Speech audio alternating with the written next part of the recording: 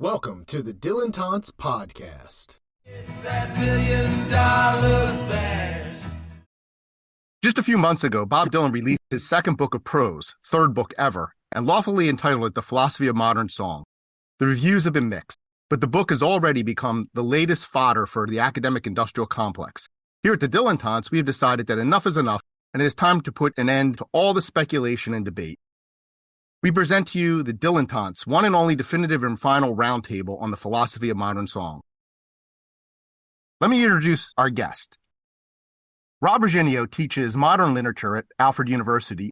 He is currently at work on a book about Dylan's album, John Wesley Harding. Nina Goss is editor of or contributor to the volumes Tearing the World Apart, Bob Dylan in the 21st Century, and Dylan at Play. She is a contributor to various anthologies and presented at the First World of Bob Dylan Conference in 2019 and the Dylan and the Beats Conference in Tulsa 2022.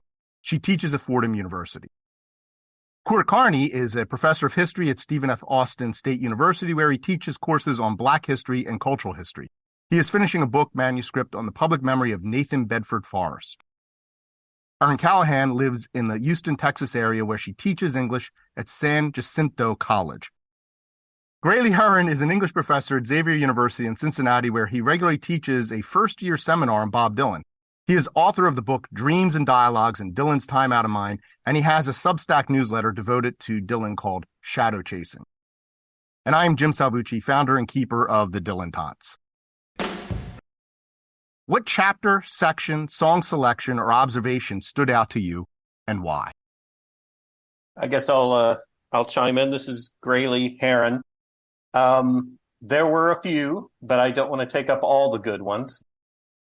I think the first one that really landed hard for me was El Paso, because Dylan hears things in that song that no one else on planet Earth would hear.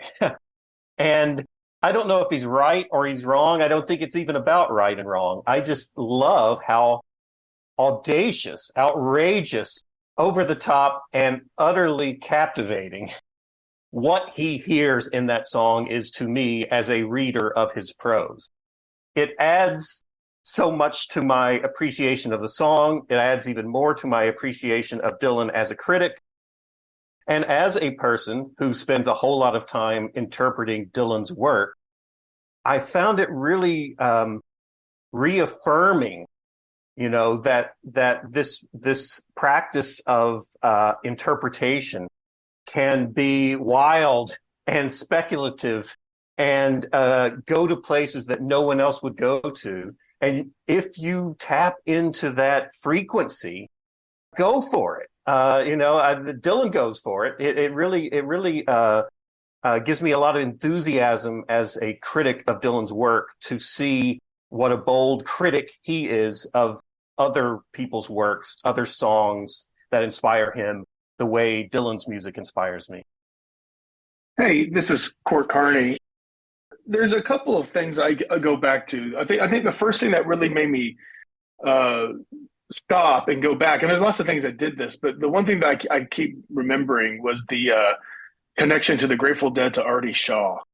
I love that part in Truckin' when he's like they're like Artie Shaw's band, and I just think that there's something really kind of warming about that. I go back the chapters I go back to in my mind a lot. My Generation, I think, is really fascinating. I think what he kind of plays there is sort of there's a lot of ideas that reverberate throughout the rest of the book. Same with Money Honey. I mean, that's another one that kind of caught me off guard. That was another one, Money Honey and My Generation. But the final chapter, I think that's one we can play with a lot. That final chapter on Where or When by Dion. I just think there's something. The last few weeks I've been thinking about sort of the non-song parts of this book, and I think that one really kind of taps into it. I think there's something really kind of beautiful about what he's kind of doing there, and we can talk about that later on. But I think that's one that I think about a lot. This is Rob Reginio. Court, when you said the non-song, you meant the non-lyrics or like the musical aspect? Kind of meant the sort of. I think he's playing with history a lot in this book, and I think he's talking a lot about these different vectors that are not just about the music. is kind of what I'm saying. Sure. So like Money Okay. Honey talking about capitalism, or My Generation talking about, well, generational shifts. That's kind of what I was thinking about. Yeah. Okay. Then I am kind of following that thread in my pick, which is Ball of Confusion, which I love the Temptations, and I love that song, and I love what he does in that song. And one of the themes of the book that struck me the most was this tension between how music, right, song, can fix or establish a kind of affinity, right, across ages, across time. But how does it do that in a culture, America, 1920s to 2020s, that is in the midst of a kind of terminal decline? And so when he writes, you search for a safe place on Ball of Confusion, borrowing from the lines in the song, a sanctuary, and you think you'll go live with the Indians, right? And that's from the song Ball of Confusion. You look for a secret passage to take you there. And that for him is I think for Dylan is a song. Dylan writes, quote, you wanted to be in on everything, and now you are. You're right there in the thick of it. And end quote. And I think being in on everything is listening to all the hit songs.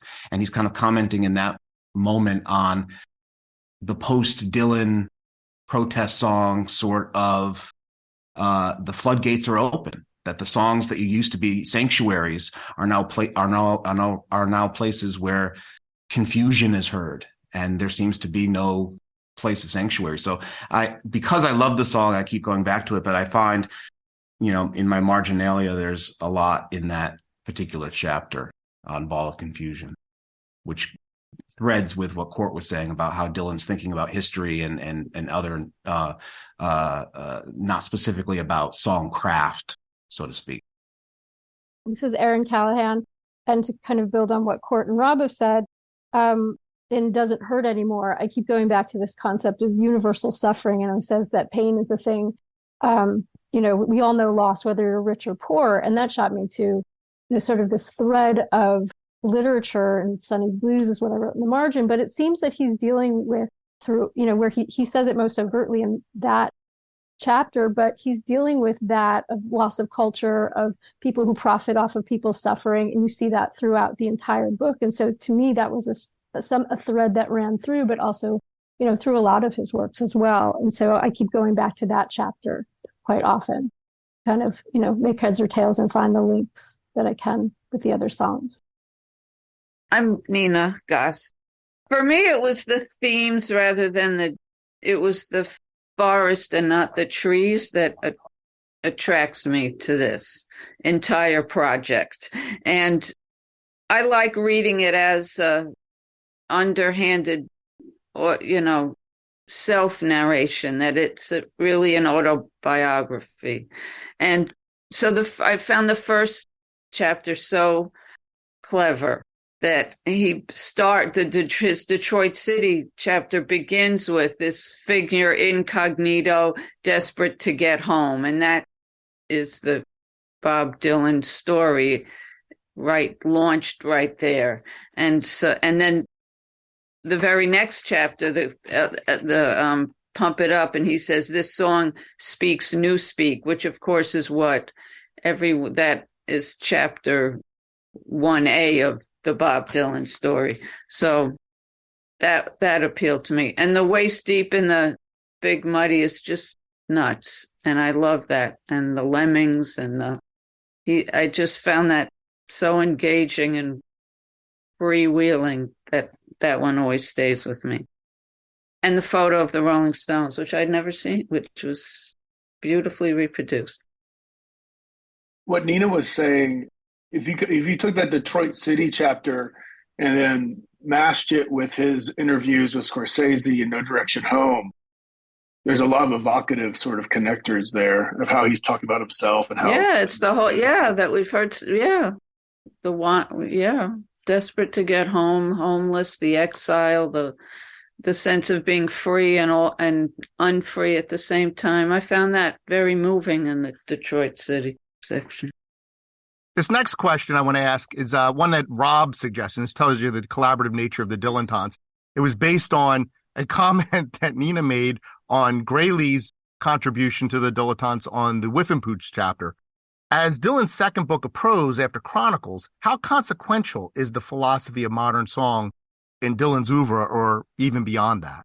And I mean consequential, and Rob means consequent. Do you, Rob? I mean consequential. Yes, Yeah. I'm borrowing your term because I think it's a great question. Is it as consequential as a work like Rough and Rowdy Ways, which deals, or Modern Times, or Love and Theft, which deals with some of these same themes that we've been talking about the ability of song to account for the sufferings in history, personal suffering, the way that song can magically kind of transform that. And then, as Erin suggested, the way in which that's taken advantage of sometimes. And the Dylan, the archivist, Dylan, the curator, Dylan, the iconoclast, kind of shining his light into these different darknesses, as he says. That's a quote from the Ball of Confusion chapter again. So, my sense is that I find the albums more consequential than the book, and I can answer Graley about that, perhaps, because he's got his hand up. Well, I mean, I first would reject the very notion of making Dylan's music compete with Dylan's prose. I mean, it's a different thing. And even though this is a book about songs, it's a book. It's a written work. So for me, the comparison points are, the most obvious comparison point is with Chronicles. And I think it's a wonderful sequel to Chronicles. It took him long enough, damn it. But like Nina, I think that this is a very personal book. But if Chronicles is his I book, Philosophy of Modern Song is his you book, right? And even though that you, that very important middle figure that he prefers to speak in, somewhere between I and other, or between I and stranger, the way I put it somewhere else, is fascinating to me because it is a place where the self and the other merges together in some really interesting ways.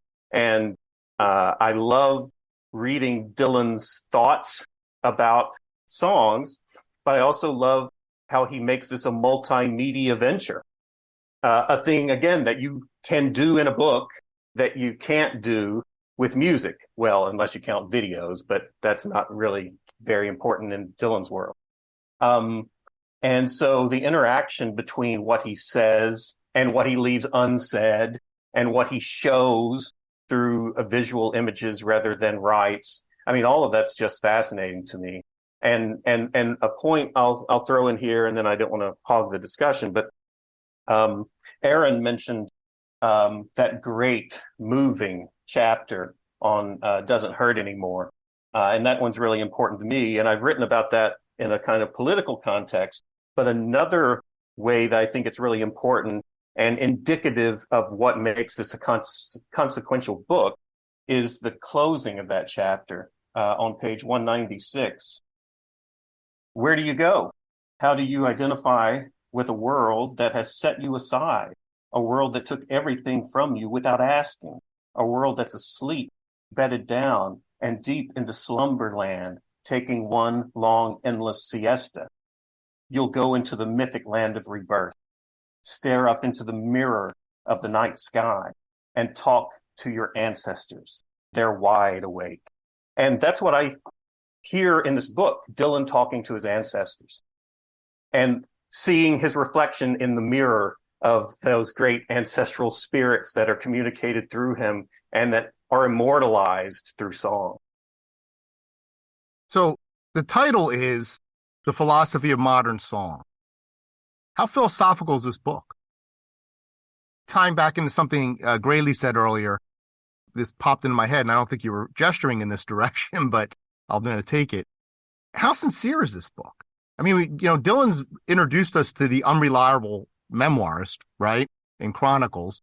Is this an unreliable commentator? The word philosophy is mentioned twice in the book, besides the title. It's in Gypsies, Tramps, and Thieves. Your Philosophy of Life is Wait and See.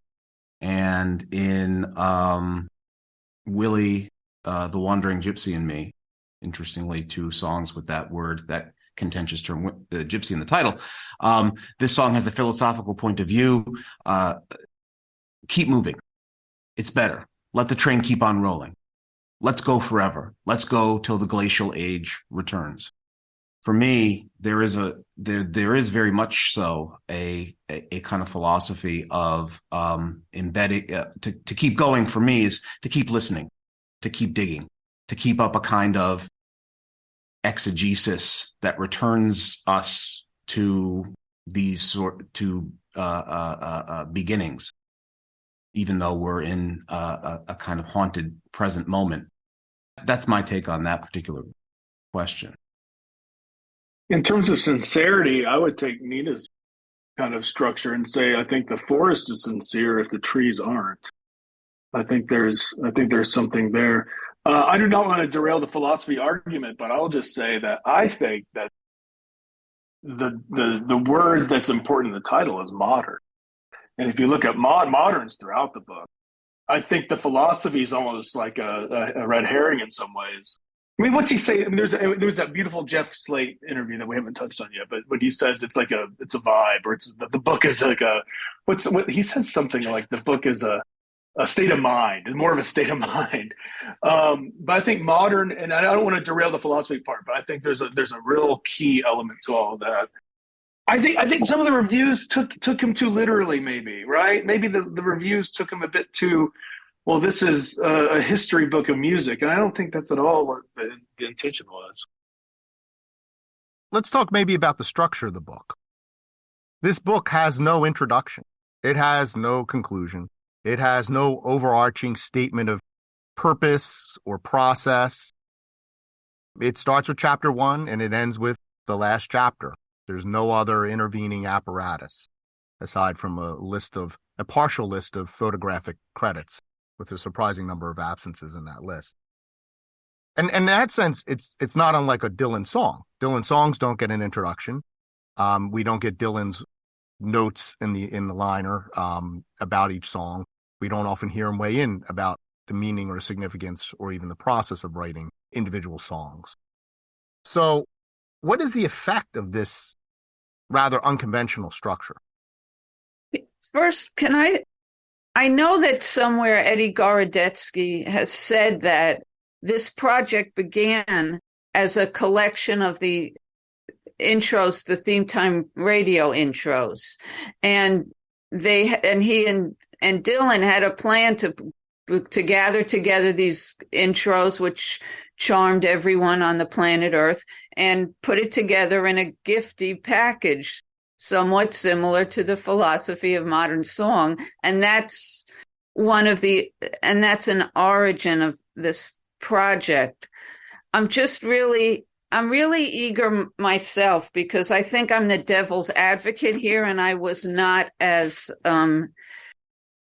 I would give 5 years of my life to get another 8 original songs instead of this thing in my lap.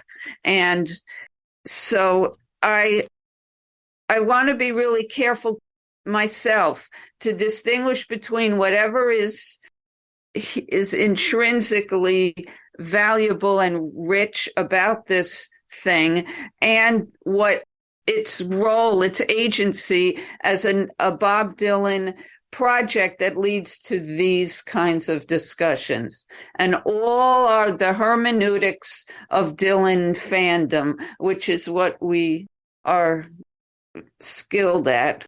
Some of us, like Graley, more skilled than others. And I just want to be very careful to distinguish between what's here and what we conjure with our abilities to decode and recode and weave meanings and whatnot. And to offer that the origin of this project was maybe not as metaphysical as we may want it to be, that it wasn't, Gorodetsky has said, let's put together the theme time stuff and box it up for people that, would love to have it. Erin, any thoughts? Yeah, to Nina's point, I just listened or re-listened to Theme Time, and as I was reading some of the chapters, I recognized distinctly a lot of the passages from those intros and from those shows. So yes, to that point. And you said in one of our email exchanges, do you think that he's taking a shot at academics who will glean and glean meaning out of what he's written? And I, at some points, as I reread it, I did interpret that, and I saw your point, but I also thought, I went back to T.S. Eliot, where there is a life of this piece of art outside of what Dylan maybe had intended, or what even if he is making fun of us, for what we do, there is something there. And so, or we're going to find something there as we read through it, and maybe it's because we want to, but what Graley has written has been brilliant, and what others have interpreted have caused me to see the book in a different way as well. I disagree wholeheartedly that with a lot of the criticisms of him being a misogynist, but I do think that he places women in a binary here, so there's something there too. But I think that it's a piece of art that's out there for us to interpret as we see fit. I think that another point here that is interesting is Murder Most Foul. And I think I've said this before, but Murder Most Foul, when he hits that turn and he goes into those riffs, it astounds me every time. I know it's coming. I know he's going to do it. And then it's lovely every time. And I think there's a piece there to this too, where he's sort of playing with, what if we just throw all these songs up and there's something that comes out of it? And then it's kind of, maybe it's real, maybe it's not. I think I haven't gone back to the Theme Time stuff as a piece, but it's interesting to go back and see kind of how much is really lifted, like what Erin and Nina were saying. And it's all part of this cobbling together method, which has become Dylan's signature move in the last few decades, right? Certainly since Time Out of Mind.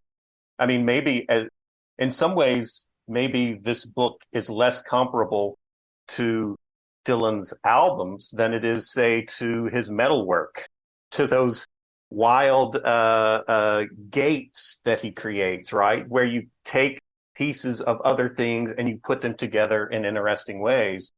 And for me, I guess I almost don't care whether I am tapping into some frequency that Bob Dylan intended and he kept hidden in some kind of cagey, cryptic way, or whether I'm totally making it up on my own. Because to me, this is the kind of book where I see Dylan cobbling things together, but in ways that are unexpected, but that he finds interesting. And he probably doesn't care whether Marty Robbins had any of this in mind in El Paso, right?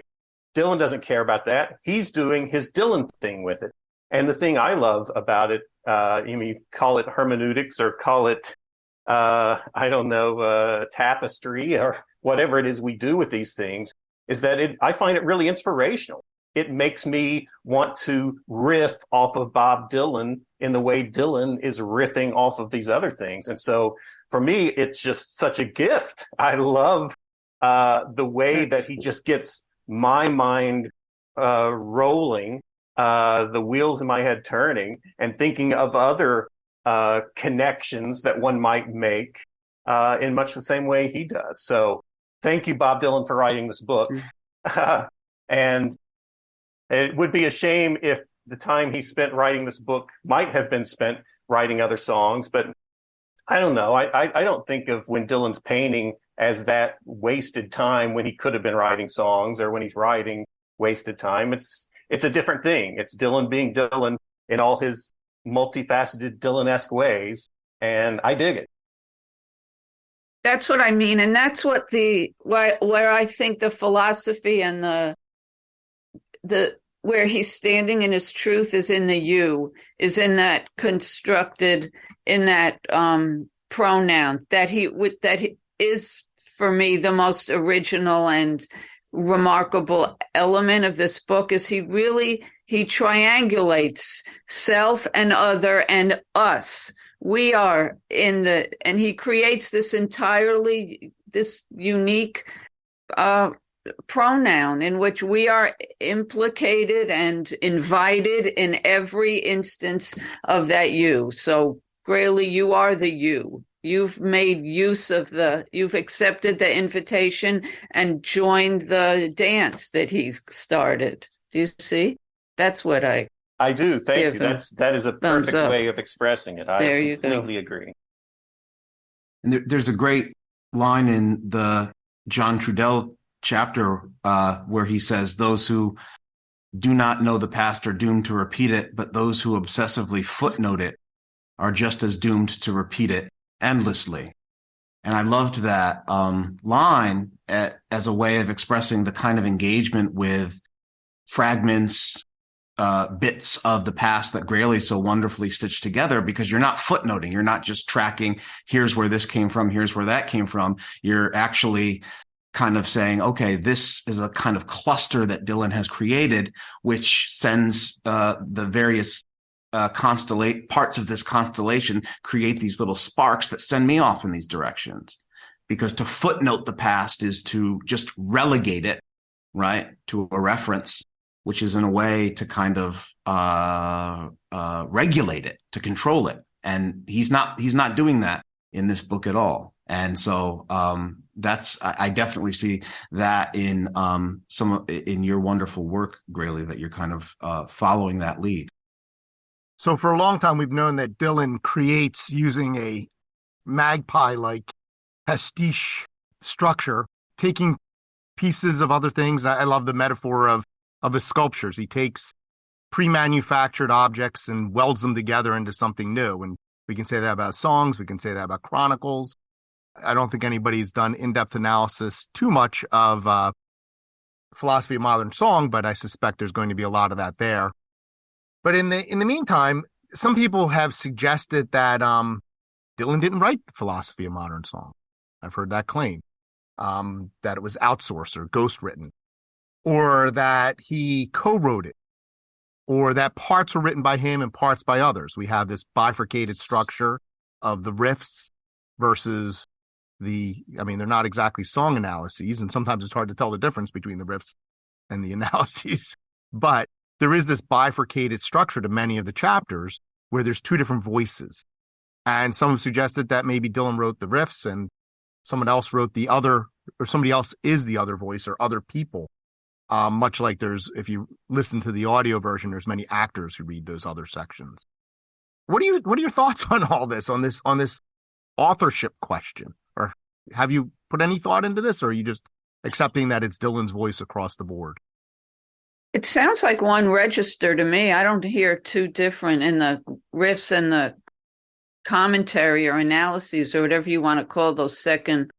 That it feels like one register to me. And if he farmed out some of the passages, if once you get the algorithm of this voice, can you produce these passages? I don't know what to say about that. But I don't hear two. Does everyone else hear two completely different registers in the... No, I don't. So does anybody agree with that idea that there's these two different voices in there? I mean, he sometimes writes differently in the riffs where there's a kind of freewheeling approach, a kind of improvisational jazz thing that he's doing with his inhabitation of these songs from the inside. I mean, I guess that's the distinction I would make. The riffs are inside and the commentaries are outside. You know, that in one, he's putting on the mask of the singer and inhabiting it as you, right? Almost a kind of method acting thing where he's combining himself, he's interweaving himself into the songs and inhabiting them. And then in the commentaries, he usually holds them at some sort of distance, and often still odd, idiosyncratic interpretations, but they're different in that sense. But I agree with Nina. This feels to me like the product of one agency, and that agency feels like that of Bob Dylan. And so But maybe that just shows you how we've become so accustomed to the magpie nature of Dylan that what is Bob Dylan? As soon as you try to put your finger on it or pin it wriggling to the wall, it squirms away because there's just too many Bob Dylans competing for the center of attention. But no, I personally would be more interested to learn how the pictures got there and what Dylan's role in selecting those pictures were and placing them in relation to the text. But I don't know. It feels like a Bob Dylan book to me.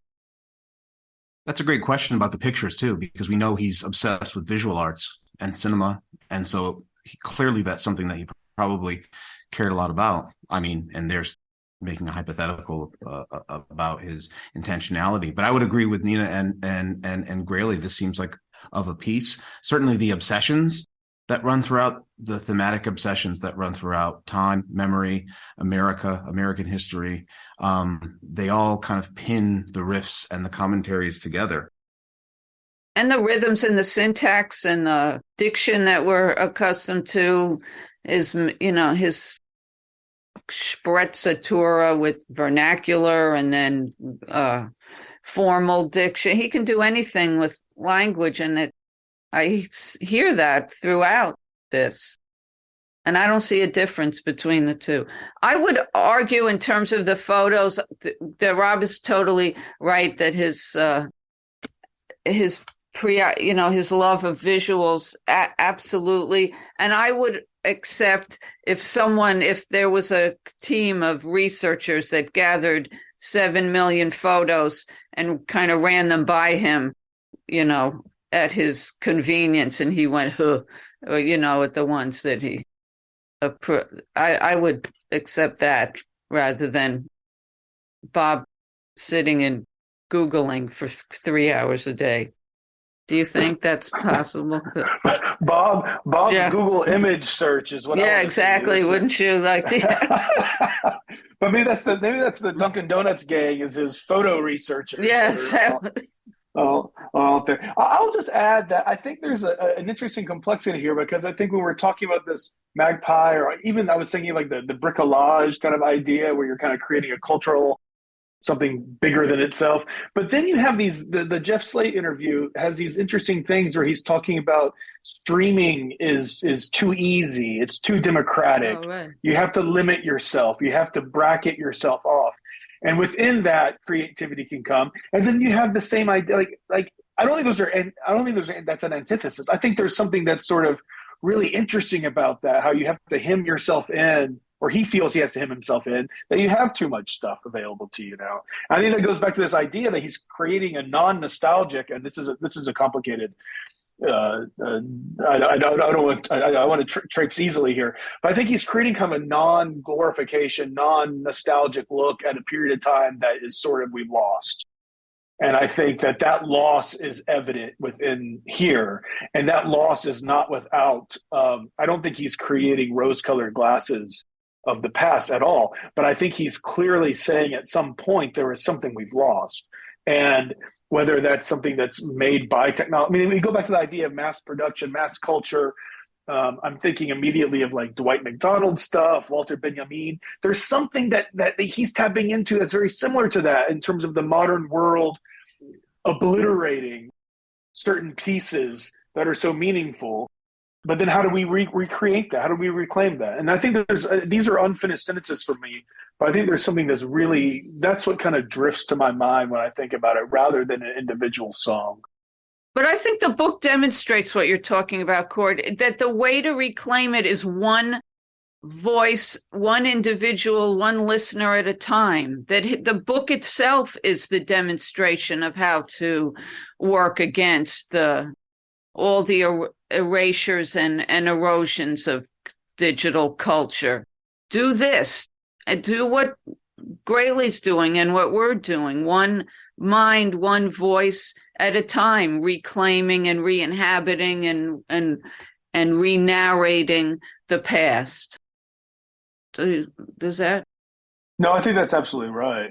And also just giving voice to it, taking it seriously. Some of these songs are very flippant songs, you would think, but he finds some real deepness in there. I think that's kind of, It doesn't have to be your deepness or my deepness, but I think there's the fact that there's depth there, I think is important to consider.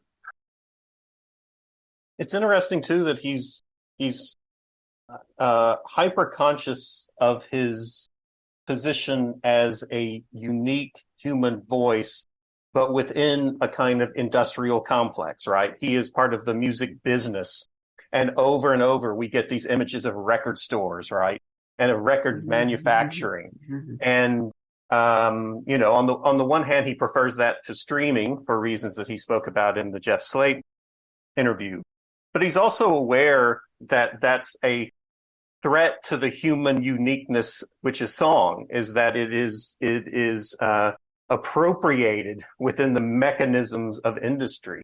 And I think a beautiful, perfectly chosen image to communicate that. I mean, Nina spoke about the first chapter, Detroit City, and it tapping into that familiar theme of the search for home in Dylan. But of course, it's also a very industrial song, right? We get pictures of the Ford plant and reminders that the reason this kid left his home in the first place was to earn a living in a place that an industrial center where he couldn't earn a living back home. And even before that, though, this is the cool thing. I don't know, because I've not been keeping up with the reviews of Philosophy of Modern Song or social media. Maybe people have already pointed this out countless times. But if you've got the book in front of you, flip to the 2-page spread before the first chapter. And there it is. It's a record plant, right? It's packaging these albums.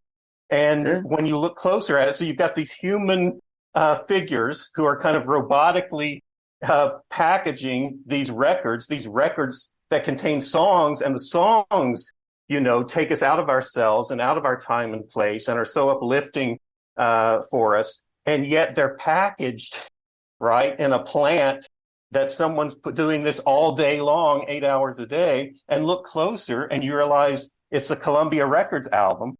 And look closer still and you realize it's an album called Memories by Mitch Miller. They're literally packaging memories in this picture. What a perfect way to introduce this book.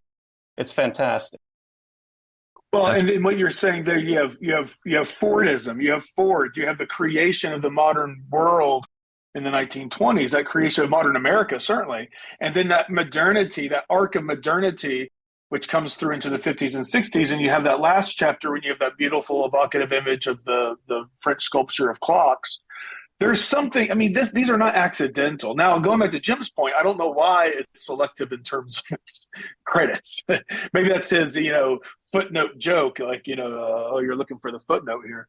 And as a historian, I do take a slight injury at all of this. But I think that there's something really, that Detroit chapter I think this conversation has really maybe refocused that. That's a really fascinating, between that image and Detroit, that's the origins of the modern song, right? And that modern being mass-produced recorded sound, and then kind of so much of that stuff is in the 50s and early 60s. There's an arc there, I think, that he's definitely playing with. I think there's something to that. And then the penultimate image right after when is a single figure pressing an album. And so he kind of ends with that idea as well. And I wanted to go back to what you were saying about technology. He makes a comment about the siloing in waist deep in the siloing of our appetites for media and art and whatnot in waist deep in the Big Muddy, when he's talking about Pete Seeger playing the song on the Smothers Brothers show.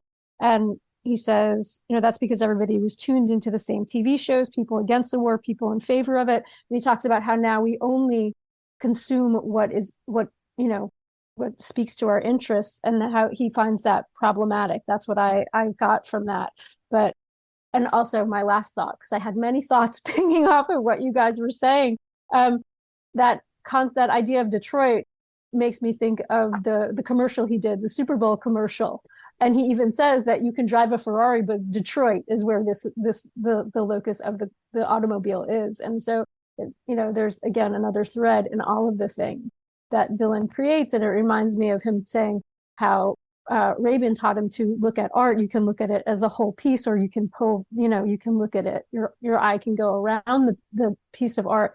And I think when we look at everything that Dylan has created, you can look at individual components of it, but we can see there's some sort of, I don't know, maybe not unified structure, but we can see the threads, the forest, instead of the trees there, to use Nina's quote from the beginning.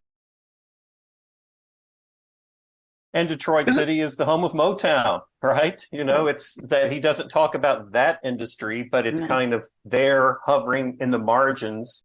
The art of the unsaid is what I like to think of it as. But there are the things Dylan leaves unsaid, which maybe is just my imagination, or maybe it's just I'm eager to find gaps that I can fill in with my job, what I do, the hermeneutics of it. Or maybe it's intentional. I guess ultimately it's beside the point. But it's interesting, no matter whose idea it is, putting Motown and the music business in conversation with the mechanization, the age of mechanical reproduction, epitomized by Detroit's auto industry, and where music fits into that story. And that connection to Benjamin and what Court said about the flippancy of some of these songs. I mean, Dylan is asking us to examine fragments of American culture in order to see the larger patterns, rather than impose some sort of philosophy upon all of these fragments. So those were some of the threads of the conversation that I kind of picked up on and got inspired by. There's also this kind of he makes that quote in that interview about standards. What will be a standard? A standard becomes something that is a different from a song. But he makes a comment about music for the establishment. I think he talks about kind of modern music as sort of music for the establishment. He doesn't go beyond that, really. That's a fascinating idea in terms of the power structures embedded in all of this, and that we can look at Motown as musical genius, but it's also Motown as a product, as just a mass-produced product. Here's another, every 2 weeks, here's something new, and maybe it will stick and maybe it won't. Yeah. I think there's something, and then I think we have lost some of that. I think that's what everything's so sort of gate-kept and streamlined and marketed in certain ways that we have lost that. And it doesn't take much to go back to those. If you look at those those, not maybe Billboard, but charts in the 60s, and see how regional they were, and see how weird they were, and see how there was, the 60s, especially the early 60s, it's a mishmash of really crazy songs that you would hear constantly. And I think that's the kind of thing that gets kind of lost when we have everything is, platformed the way it is.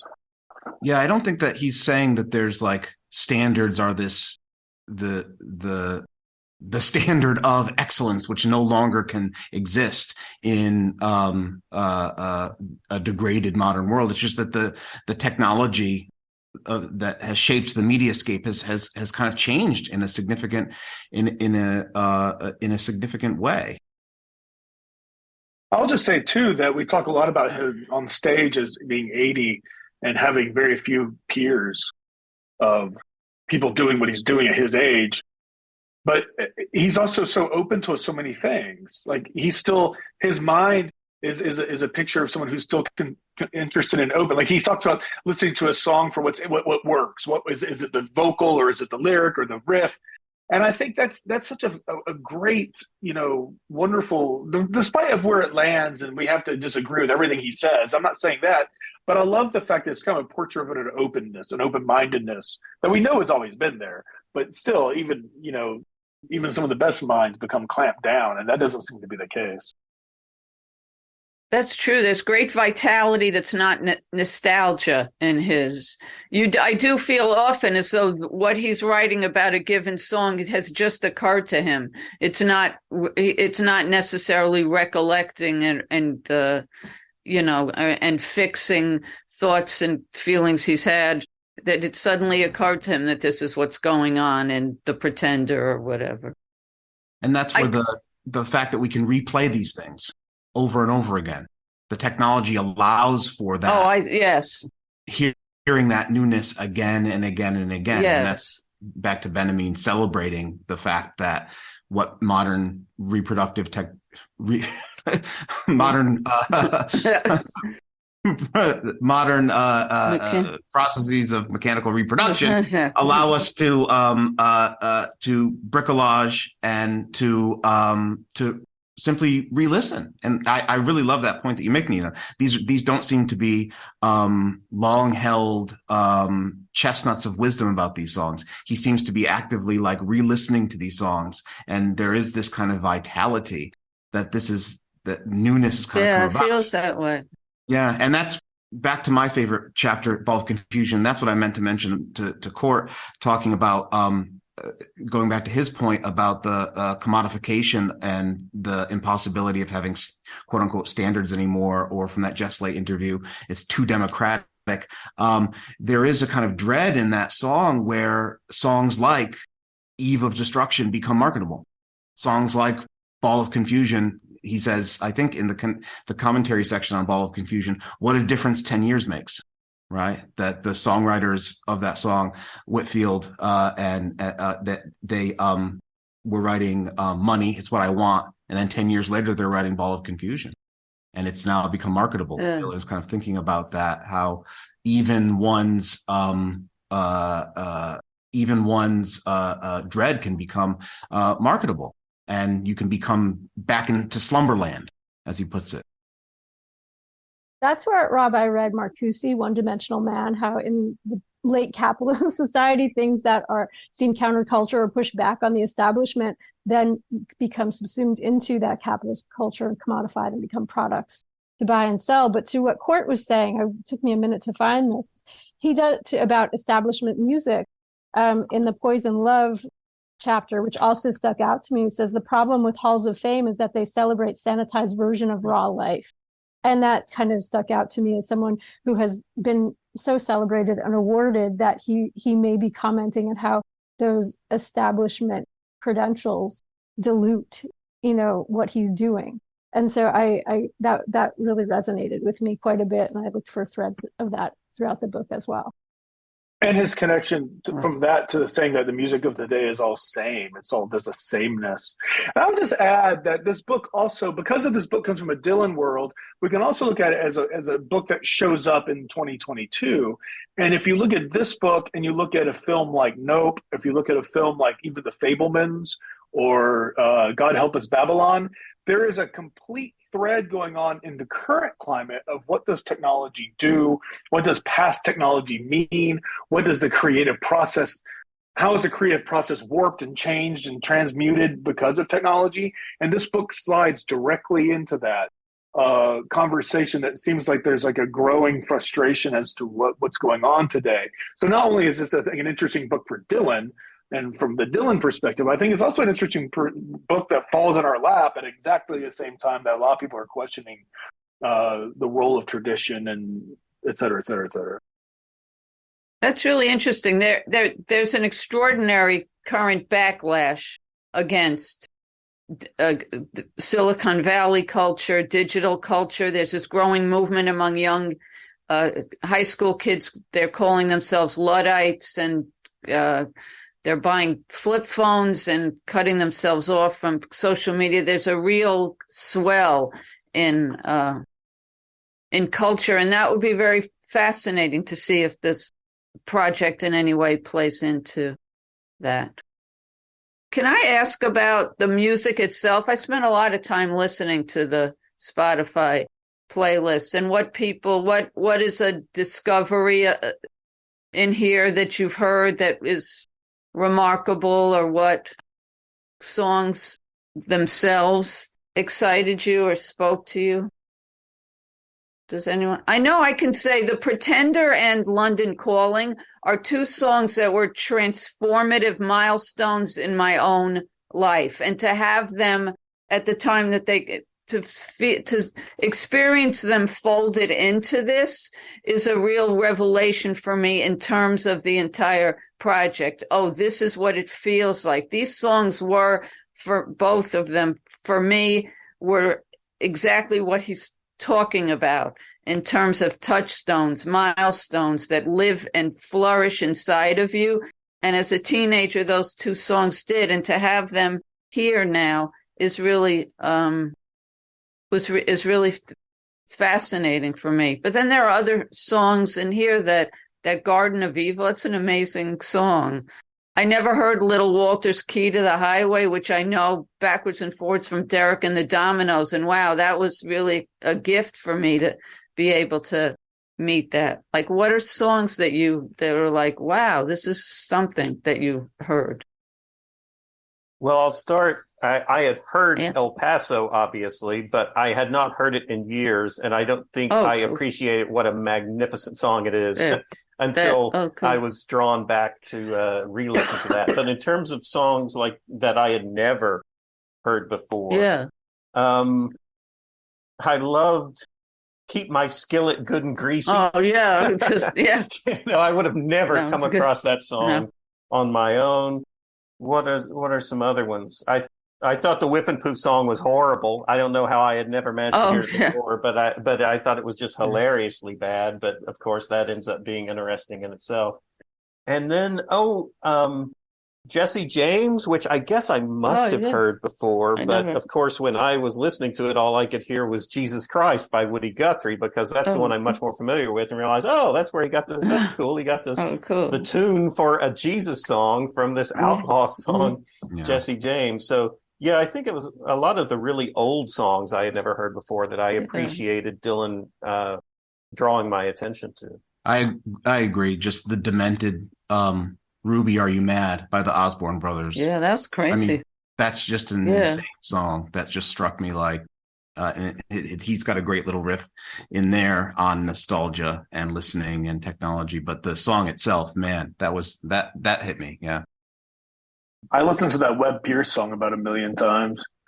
I fell down a Webb Pierce hole for a while. Just these people that were so popular, and then their voices are so interesting and unique. I think I got stuck on Ball of Confusion, but what the Webb Pierce song he uses in No Direction Home. So I found that interesting. But yeah, Ball of Confusion I got stuck on, and then I think Where and When too. And which? The Dion song. Oh, the Where and When. Where and When. Yeah. Well, I'm getting conscious of time here, so I want to do a little cheesy round robin at the end here. So you're all academics, you're all PhDs, you all study Bob Dylan, but I want you to write a 2-sentence blurb. Positive, neutral, or negative blurb on the philosophy of modern song. And just give me your 2-sentence blurb. Can I steal in a Dylan-esque way from from Bob Dylan himself on Grail Marcus's Invisible Republic, which is a kind of like enigmatic blurb, which says, this book is terminal. It goes deep. It combs through history like a rake, which is, I think, very ambiguous to put it lightly. So I'm going to steal Dylan's blurb on Grail Marcus's Invisible Republic for this one. I love the double entendre of rake there too. That's wonderful. Exactly. Erin. I have no blurb. Give me a minute, please. Redacted, Erin Callahan. That's what we're going to see on the back of the book. Yeah, I think the word that comes to mind that I would spin a blurb about would be what Nina said, which I loved, is the idea of being implicated. The past. You are implicated by the past, or you're part of this. I think there's something there, a blurb that talks about the strangeness of the past implicating you as well, or something. I think there's something. I wrote that word down, and I just think that's a really key element to all this. I do love that quote that he pulled at the very end, where the past has a way of showing up in front of you and coming into your life without being called. That's the blurb. I'll just copy him. It's like Court Carney, Wayne Gretzky, Michael Scott, Court Carney. That'd be the end of mine. How about you, Graley? I don't feel like I have a good one either, so I'll riff off of Time Out of Mine. Take a stroll through the lonely graveyard of Bob Dylan's mind and listen in as he speaks with the spirits of his ancestors. Graley, from your mouth to Simon and Schuster's paperback edition's ears. I love I that would you just, have eight blurbs and they all define different books. yeah. None of these are the same book. Like it. Why ask this question? My concern is Bob Dylan already has his built-in people, and I'm concerned with getting this in the hands of people that are, don't have a wall full of Bob Dylan CDs and posters. And I would say this is more like the book that I would have to compare this to that might get this in the hands of other people is Italo Calvino's Invisible Cities, that I think I would say to people, just stick with this. Don't pick it up and read 2 pages and put it down and pick it up again.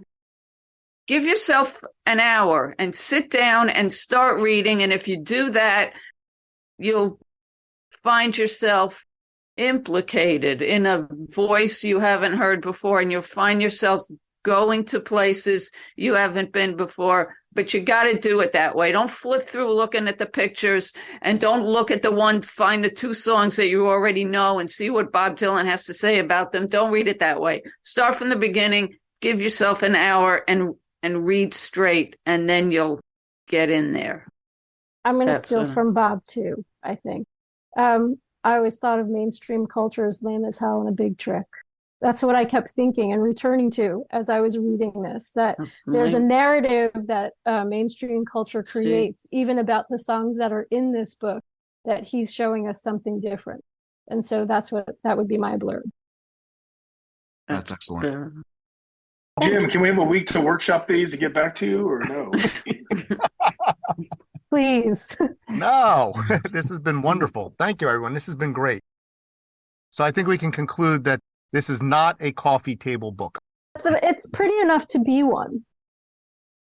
It kind of has that look. It's just not gigantic. I don't like all the borders, all the frou-frou borders. I don't like that. I was actually going to ask about that, and I just that's my blurb. That's my blurb now. I'm going to take that as my blurb. Frou-frou borders. Frou-frou borders, yeah. They're fascinating, and given, as somebody pointed out, given Dylan's preoccupation with visual arts, it's hard to believe he didn't approve each and every one of them. Although, who knows? He also didn't necessarily approve the signatures on the front of some of them. So this has been great. I appreciate everybody participating. We've covered Thank you wide for range. Doing that. Yeah, this is my pleasure. The range has been tremendous. I mean, we've covered everything from the philosophy of the philosophy to the structure to the content to what really stands out and what we think about the book as a whole. And I think one thing we can conclude is this book is in the oeuvre of Bob Dylan. It might not be the biggest thing, but it's still a big thing because the oeuvre is so big.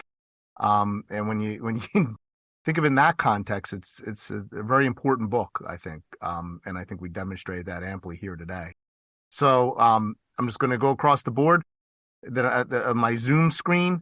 Rob Reginio, Erin Callahan, Nina Goss, Carney, and Graley Herren. Thank you so much. It was so nice to see everybody. It was wonderful. Yes. Oh, I know. You'll have to edit that out, Jim. No, so I nice won't. to hear No, Oh, okay. Oh, okay. Thank you for listening to the Dylantantes podcast. Be sure to subscribe to receive the Dylantantes directly to your inbox. And please share on social media.